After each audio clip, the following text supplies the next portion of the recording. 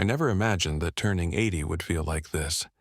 You spend your whole life thinking about milestones, picturing the smiles, the laughter, the people who would gather around you when the candles are lit.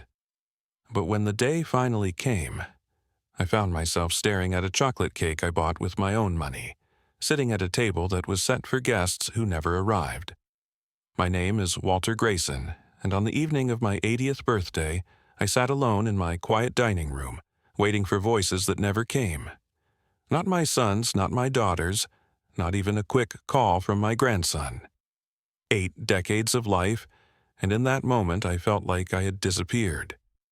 I lit the candles myself. 12 of them. One for each decade and then a few extra, because the store clerk told me a cake without candles wasn't really a birthday cake. I laughed at that when I bought them, but when I placed them on top and watched the flames flicker, I couldn't laugh anymore. It didn't feel festive. It felt like a spotlight shining on my loneliness. The chair to my right sat empty. That was where my late wife, Helen, would have been. She would have straightened the tablecloth, fussed about the silverware, and reminded me to sit up straight for the photographs. She's been gone 12 years now, and her absence still feels like a wound that never healed. A framed picture of her sat propped against a glass of water. I caught myself whispering to it as though she could hear me. "Looks like it's just you and me again, Helen." But the silence after my words was deafening. I glanced at the clock. 6 o'clock. Mark, my son, always got out of work around 5. Maybe he was driving, maybe he'd call on the way. He's 52 now, a corporate man with a schedule that swallows him whole. I gave up asking him to slow down years ago. Still, tonight of all nights, I thought he'd make time. I kept checking my phone. Nothing. Then there was Emily, my daughter. She lives a few states away, raising 2 teenagers who keep her calendar full of soccer games and school meetings. She's 48, busy, overwhelmed, I understand. But would it really have been too much to pick up the phone and say, "Happy birthday, Dad?" I waited. I refreshed the screen. Still nothing. And then there was Daniel, my grandson, 22 years old. When he was a boy, he used to run into my arms shouting, "Grandpa Walt!" I can still feel the weight of him when I'd lift him high into the air, his laughter filling the house. But now he's in college, buried in books, friends, and everything else that seems more important than remembering an old man's birthday. 8 o'clock rolled around. The candles melted into puddles of wax. My appetite vanished, but I cut a slice of cake anyway, chocolate, Helen's favorite. I told myself maybe it would feel like celebrating if I tasted it, but the bite stuck in my throat. The sugar was sweet, but the loneliness was bitter. I looked around the room at the empty chairs. Each one held a memory of the people who once filled them. Mark, at 12, asking for more mashed potatoes. Emily, at 16, rolling her eyes at her mother's corny jokes. Helen, clinking her glass against mine, whispering, "We did good, Walt." But now, nothing. Just me, the hum of the refrigerator, and the echo of a life that seemed to have slipped away while I wasn't looking. I sat there for hours, stubborn, hopeful, convincing myself the phone would ring, that maybe Mark got caught in traffic or Emily's call got delayed. But the hours dragged on and the silence grew heavier. At one point I even laughed, bitterly this time. I thought about all the birthdays I never missed, all the times I worked overtime to pay for college, all the weekends I gave up to coach baseball games and help with school projects. I thought about the promises they made when they were younger. "Don't worry, Dad. When we grow up, we'll take care of you." But sitting there on my 80th birthday, staring at my phone, I realized those promises had dissolved into nothing. By 10 o'clock, I blew out the candles myself. The smoke curled into the air like a ghost, and I whispered a wish I'd never made before. I just want to matter again. And as the room grew darker, a thought took root in my mind. Something small at first, but it kept growing. If my presence didn't matter to them when I was alive, maybe my absence would. I didn't know it yet, But that night was the end of one life and the beginning of a decision that would change everything. The morning after my birthday felt colder than usual, though the weather hadn't changed. It wasn't the kind of cold you fight off with a sweater or a blanket. It was the kind that settles deep inside you, the kind that seeps into your bones when you realize you've been forgotten. I woke up slowly, the quiet of the house pressing in on me. Sunlight slipped through the blinds, casting lines across the floor like prison bars. For a moment, I let myself pretend that the phone would buzz, that maybe one of my children had simply lost track of time, that I would hear a voice saying, "Dad, I'm so sorry we missed yesterday. Happy birthday." But the silence lingered, steady and cruel. I shuffled to the kitchen, the sound of my slippers on the hardwood echoing louder than it should have. The table was still set from the night before. The half-eaten cake sat in the middle, its frosting hardened, candles leaning like tired soldiers after a battle. The chairs were still there, waiting, but they would never be filled. I poured myself a cup of coffee the way Helen used to make it for me, 2 sugars, 1 cream. I never liked it black, though she did.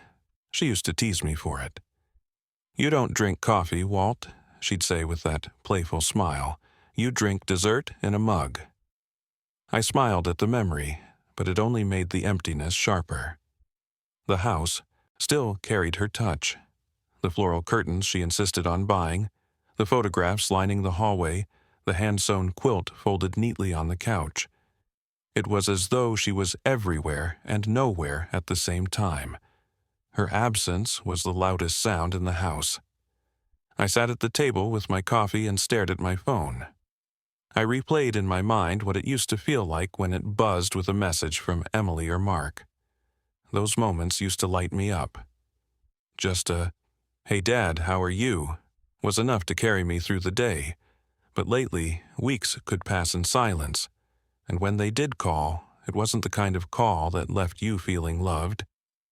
It was rushed, distracted, as though I was a line item they had to check off their list before getting back to real life.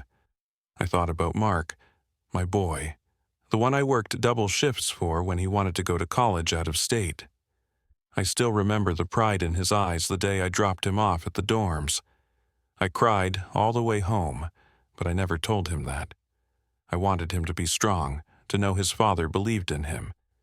He's a man now, with his own house, his own world. And in his world, I'm more of a shadow than a presence. Then Emily, my little girl who once clung to my arm at the county fair, begging me to win her a teddy bear. I threw until my arm ached, just to see her smile when I finally knocked the bottles down. That teddy bear sat on her bed for years. She used to tell me, "You're my hero, Dad." Somewhere along the way, though, I stopped being the hero. I became the obligation. And Daniel, my grandson, he used to love my stories, the ones about history, about wars and leaders, about lessons learned and mistakes repeated. He'd sit on my lap, eyes wide, and tell me he wanted to be just like Grandpa Walt. I wonder if he remembers saying that. These days, if I send him a message, I get a one-word reply. "Cool. Okay." Or sometimes nothing at all. The truth is, I wasn't angry. Not yet. I was hurt. Hurt in a way that words don't quite capture. It's the hurt of realizing the people you love most don't need you anymore. That your role in their lives has shrunk to something that fits into a holiday card or a rushed phone call twice a year. As I sat there sipping my coffee, I began to wonder if I had spent too much of my life giving and not enough holding on to myself. When Helen was alive, she was the bridge that kept us all together. She reminded the kids to call, she planned the family dinners, she made sure birthdays were remembered. Without her, the bridge collapsed, and I was left on one side, waving across the gap at people too busy to notice. I walked through the house that morning, running my hand along the walls we painted together, the bookshelf where we stacked novels we swore we'd read but never did, the rocking chair by the window where Helen used to knit. Everywhere I looked, I found pieces of a life that once felt so full, now reduced to memories and silence. And as I looked around, a thought began to form. A thought that was small at first, but undeniable. If the people closest to me had forgotten me, maybe I needed to find another way to leave my mark. Maybe I needed to remind them, remind the world, that I was still here. I didn't know it then, but that quiet morning was the beginning of something much larger. The beginning of a decision that would change not just my life, but theirs too. Loneliness has a way of sharpening memories. That morning, after sitting with my cold coffee, I felt the weight of all the years I had given to people who now barely remembered I existed. It wasn't just about a missed birthday anymore. It was about everything that had built up over time. The phone stayed silent. The house stayed still. And inside me, a storm began to gather. I thought about the sacrifices I made for my children. How many nights had I stayed up grading papers as a teacher just so I could afford to buy Mark a better suit for his first job interview? How many times had I skipped weekends away with Helen because Emily had a science fair project due and needed my help? I had given them so much of my time, my effort, my love, because that's what fathers are supposed to do. And yet, when I needed the simplest gift, a phone call, a reminder that I still mattered, it never came. I remember the last real conversation I had with Mark. It was months before my birthday. He had called while rushing between meetings. His voice was clipped, businesslike. "Dad, I can't talk long. Just checking in. Mark, I haven't seen you in a while. Maybe you could come down for dinner?" There was a pause, papers shuffling in the background. "I'll try, Dad, but things are crazy right now." "You know how it is," I wanted to say. "No, son, I don't know how it is. I've been waiting for you." But I didn't. I just told him, "Of course. Take care of yourself." He hung up less than 5 minutes later. That was Mark, always busy, always running, as if time with his father was something that could be scheduled only if it fit between appointments. Emily's voice was gentler, but no less distant. She called me in June, right before summer break for her kids. "Dad, we're swamped over here. 2 soccer tournaments, a school trip, and I promised Brian we'd finally visit his parents." I remember laughing weakly and saying, "Don't forget about your old man, okay?" She promised she wouldn't, she said. "Of course not, Dad. We'll plan something soon." Soon never came. It wasn't just their absence on my birthday. It was the realization that I'd been slowly fading from their lives for years. I wandered into the living room that morning and picked up an old photo album. Helen had put it together years ago. There was Mark at 6 years old, sitting on my shoulders at the county fair. There was Emily at her high school graduation, smiling proudly while I held the camera. There was our family at Christmas, the tree glowing behind us, wrapping paper scattered across the floor. Each page was proof that I had been there. I had shown up. I had given everything. But as I flipped through the pictures, the sting of absence became clearer. I wasn't in their lives anymore, not really. They had moved on, and I had been left behind. The neighbors didn't help much either. People my age on the street had either passed on or moved into care homes. The younger families were polite but distant. They'd wave when walking their dogs, maybe say hello if I was on the porch. But nobody knocked. Nobody sat down and asked, "How are you doing, Walter?" It was as though I had become invisible. And invisibility, when you're still alive, is worse than death. At least with death, people mourn you.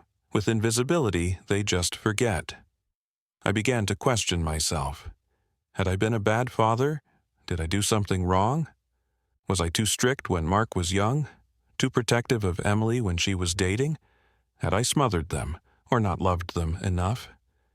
But then I remembered all the nights Helen and I stayed up worrying about bills, about keeping the house, about making sure the kids had every chance in life. I remembered the sacrifices we made together. No, I wasn't perfect, but I had tried. I had tried harder than most. And yet, here I was, forgotten, alone. The bitterness started to creep in. The thought that maybe, just maybe, I had been nothing more than a stepping stone for them, a hand to hold until they were strong enough to walk on their own, and once they could, they let go and never looked back.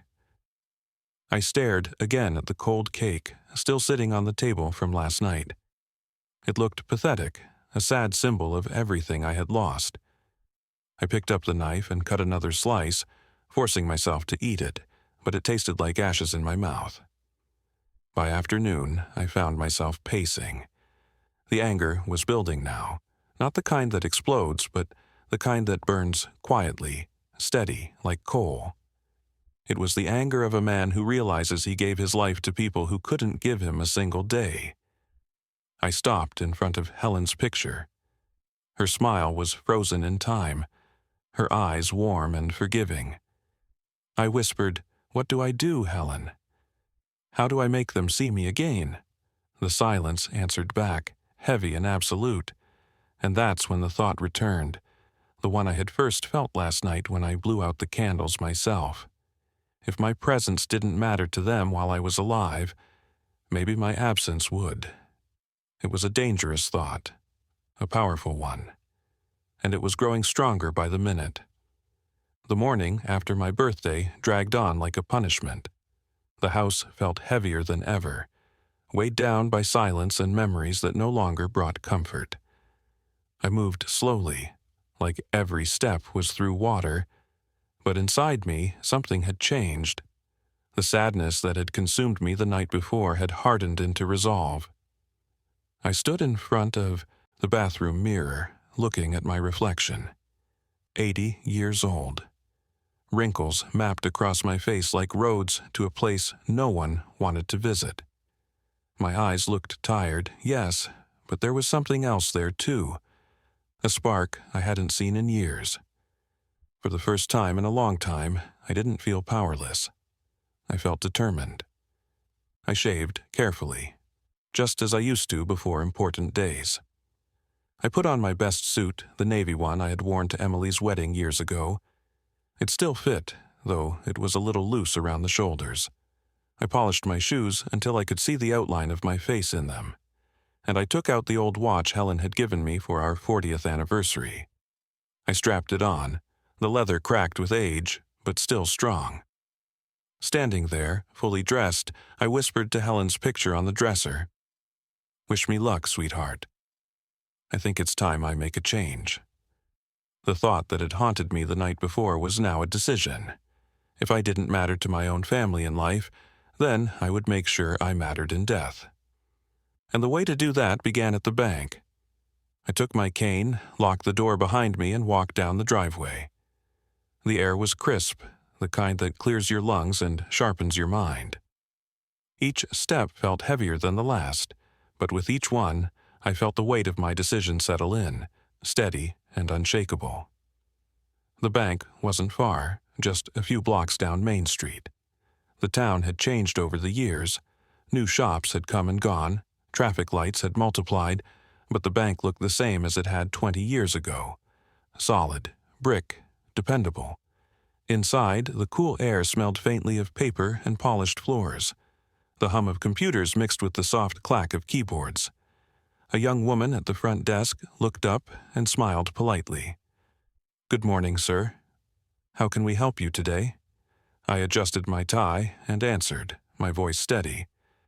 "I'd like to speak with someone about making changes to my accounts." She nodded and led me to a desk where a man in his 40s introduced himself as Mr. Lawson. He had a practiced, professional smile, the kind that never quite reaches the eyes. He extended his hand. "Mr. Grayson, what can I do for you today?" I sat down, resting both hands on my cane. For a moment I hesitated. This was it, the moment where thoughts turned into action. But then I remembered the empty chairs at my table, the silence of my phone, the cold taste of that birthday cake. "I want to update my will," I said firmly, "and I want to make some changes to where my money is going."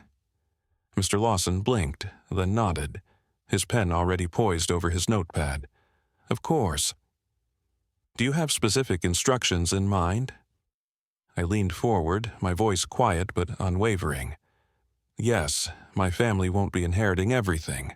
I want the bulk of it redirected to people and places that might actually remember me and use it for something meaningful. For the next hour, we worked through the details. I asked that scholarships be created for underprivileged students at the local high school where I had once taught. I directed a portion to the public library, the same one where I used to read stories to children on weekends. And I made sure that my sister Margaret's care home would receive enough to give her the comfort she deserved in her final years. I left something small for Mark and Emily, but nothing compared to what they might have expected. Not out of cruelty, but out of honesty. They hadn't been there when I needed them. Why should they be the sole keepers of my legacy? As I signed the papers, my hand trembled slightly, not from doubt, but from age. I pressed the pen firmly against the paper, leaving my mark with slow, deliberate strokes. When the last signature was done, I sat back and exhaled deeply. It was finished. Mr. Lawson smiled politely as he gathered the documents. "Are you sure about all of this, Mr. Grayson?" I looked him in the eye, and for the first time in years, I felt no hesitation. "Yes." I'm sure walking out of the bank, the sunlight seemed brighter, the air fresher. The weight I had been carrying for so long, the weight of waiting for people who never came, lifted from my shoulders. I wasn't invisible anymore. I had made a choice, one that would echo louder than silence ever could. As I walked home, I imagined their faces, Mark's, Emily's, even Daniel's, when they found out. Not out of spite, but out of truth. They would know that I had loved them, but they would also know that love cannot survive on neglect.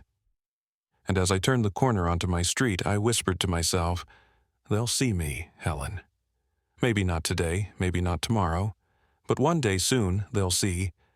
It happened quietly, the way most endings do. A week after my visit to the bank, I didn't wake up one morning. The doctors would later call it peaceful. My heart simply stopped, and I slipped away in my sleep.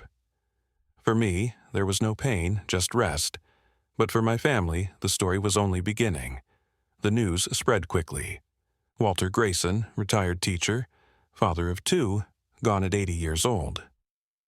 For a brief moment, the silence that had filled my life was broken by phone calls and hurried flights.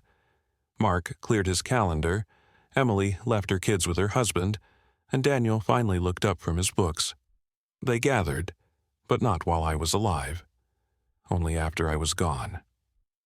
The funeral was small, just as I had requested. A simple service at the church Helen and I once attended, a handful of old friends, a few neighbors, and my sister Margaret brought in her wheelchair.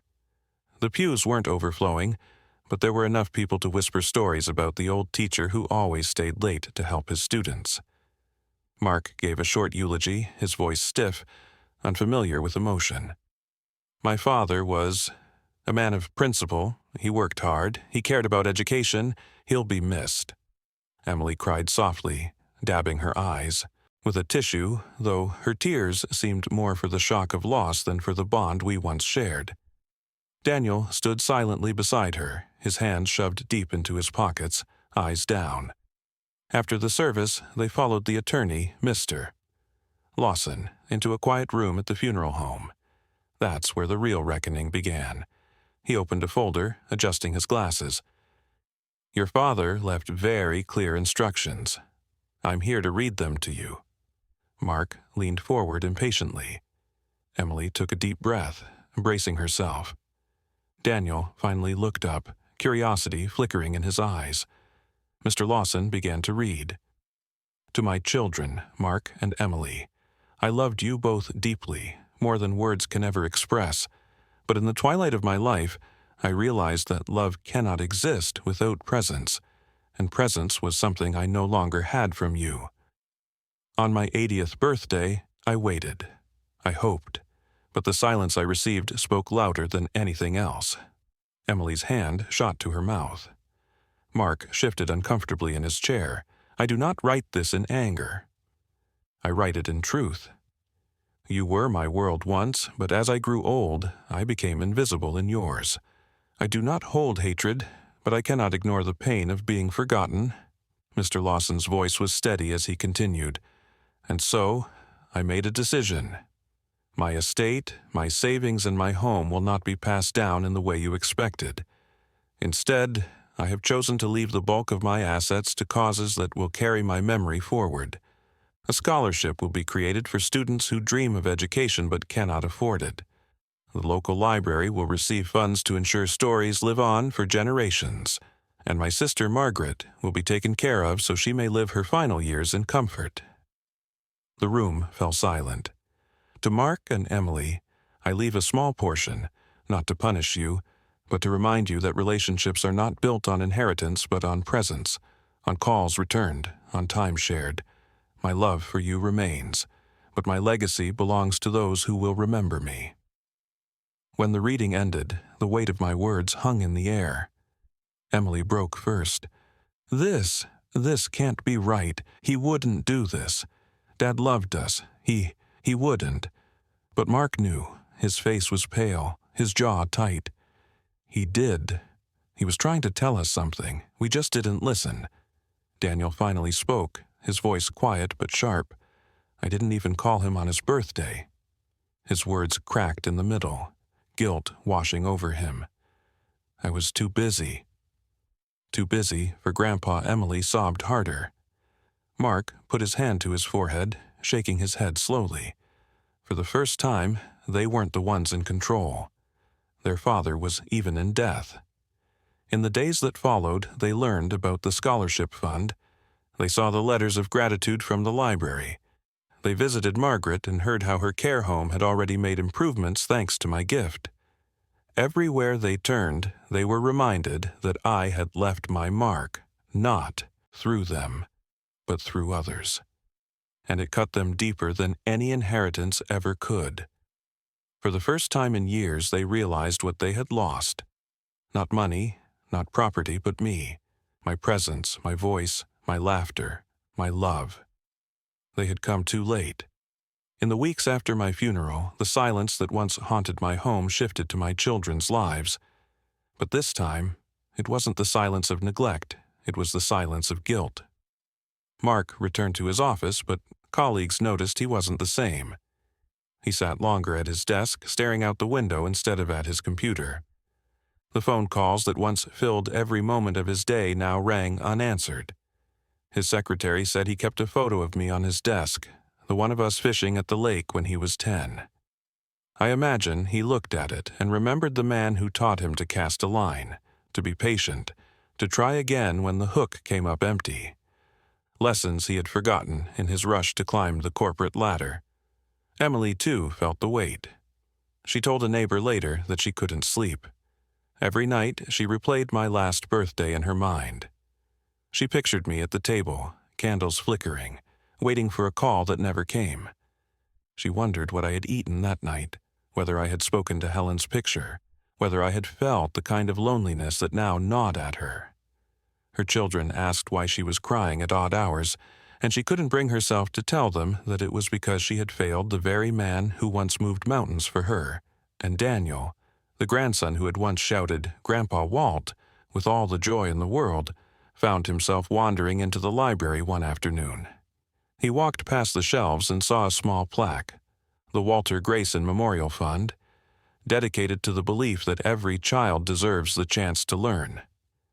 He stood there for a long time, staring at the name, realizing his grandfather had chosen strangers to carry forward the legacy that should have been his to honor.